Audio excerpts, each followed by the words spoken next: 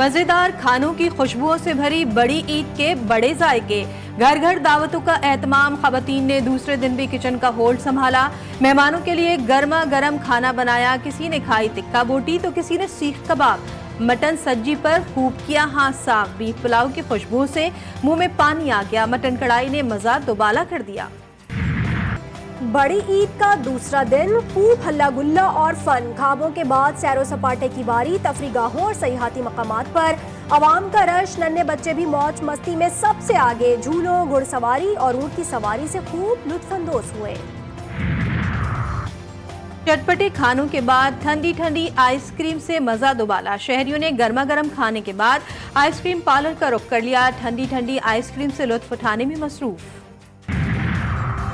कोयले के धुएं की खुश जायका बू और जबरदस्त बारबेक्यू। घरों की छतों पर दोस्तों की बैठक के साथ बारबेक्यू का मजा। खट्टी मीठी और मुस्कुराती यादों से खूब लुत्फानंदोज हुए। पास्को मैं आपको बता रहा हूं कि करप्शन का गढ़ है। जिस तरह PWD है करप्शन का गढ़, तो पास्को को हम रिस्ट्रक्चर करने जा रहे हैं कि नॉन फाइलर्स की इख्तराई नहीं होनी चाहिए इस मुल्क में। टैक्स ने तो हर एक ने अदा करना है। अगर मुल्क को आगे जाना है तो सब कुछ प्राइवेट सेक्टर के हवाले करना पड़ेगा। जिन वजारतों से मुतालिक फैसला हो चुका वो बंद कर देनी चाहिए। वफाकी वजीर खजाना मोहम्मद औरंगजेब की कमालिया में प्रेस कॉन्फ्रेंस। कहा, खैरात से स्कूल और अस्पताल चल सकते हैं, मुल्क टैक्स से चलते हैं। टैक्स नेट बढ़ा रहे हैं, बाकी सेक्टर को टैक्स नेट में ला रहे हैं। टैक्स छूट को बतदरीज कम करना है। पाकिस्तान तरक्की की राह पर गामजन हो चुका है। अब कशकोल तोड़ना है। बतौर वज़ीर-ए-आज़म मुल्क में अंदरूनी और बैरूनी सरमायाकारी को फ़रोग देने की तरफ भरपूर तवज्जो मबजूल है। वज़ीर-ए-आज़म शहबाज शरीफ की GTV न्यूज़ के नुमाइंदे शेख ज़ैनुल आबिदीन से टेलीफोनिक राबता। कहा, हर मुमकिन कोशिश करके मुल्क को मौशी बहरानों से बाहर निकाला। पाकिस्तान को नाकाबिल तस्खीर बनाने में कोई कसर नहीं उठा रखी। सियाचिन के बर्फपोश पहाड़ों पर ड्यूटी देने वाले कौम के बहादुर बेटों को अहले वतन का सलाम। कसूर सेक्टर पर तैनात पाक फौज और पंजाब रेंजर्स के जवान ईद पर फर्ज की अदायगी में मसरूफ। जवानों का कहना है, ईद पर घर वालों की बहुत याद आती है। बॉर्डर पर खड़े होकर फख्र महसूस होता है कि अब मुल्क की हिफाजत पर मामूर है।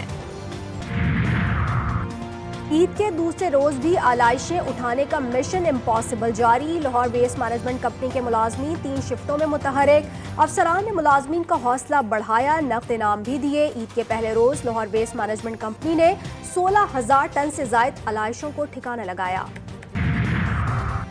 कराची में भी Sindh solid waste management board का ऑपरेशन जारी। अब तक 35,000 टन आलाइश और कचरा उठाया गया। मेयर कराची का जिला शर्की और वस्ती के बाद जिला गरबी का दौरा। आलाइशों को ठिकाने लगाने के इंतजामात का जायजा।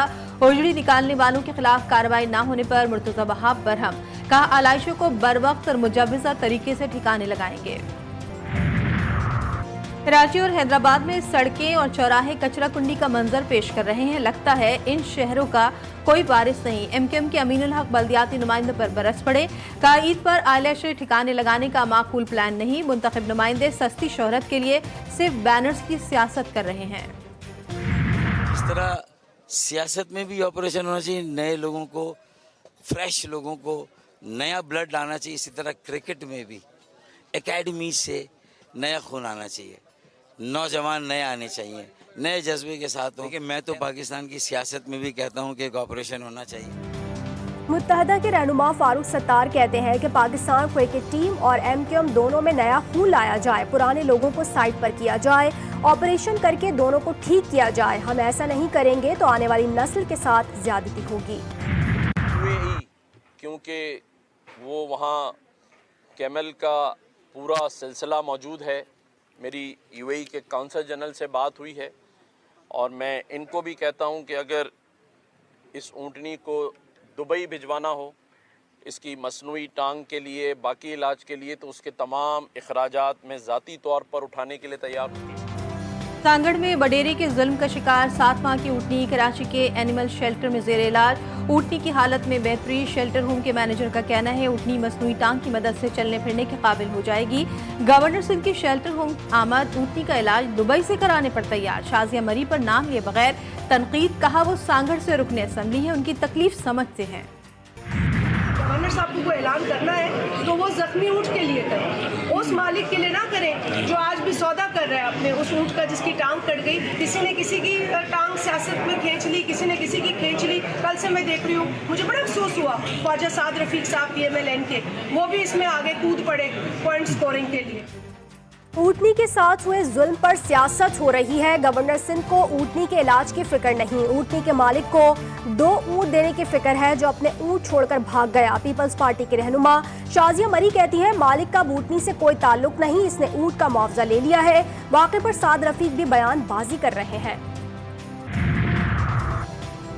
नौशेरा में गैस और बिजली लोड शेडिंग के खिलाफ शहरियों के एहतजाज में साबिक वज़ीर आला परवेज खटक फंस गए। मुजाहिरीन ने खरी खरी सुना दी, कहा हम आपके फेल होने पर शर्मिंदा हैं। परवेज खटक ने कहा दिमाग खराब मत करो, उन्होंने पार्टी छोड़कर अच्छा फैसला किया, अब आप लोग 5 साल इंतजार करें।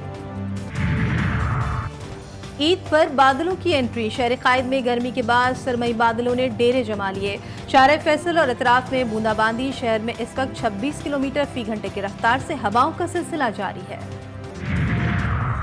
मिना में आज हुज्जाज कराम ने रमी जमरात की, तीनों शैतान को कंकरियां मारी। मक्का मुकरमा के मुख्तलिफ इलाकों में बारिश से मौसम खुशगवार। अल्लाह के घर का गिलाफ बनाने वाली फैक्ट्री की जानिब से नया गिलाफ तैयार, बैतुल्लाह के कलीद बरदार के हवाले कर दिया गया। गिलाफ काबा की तब्दीली की तकरीब से नए इस्लामी साल मुहर्रमुल हराम की 1 तारीख को मुनक्किद होगी।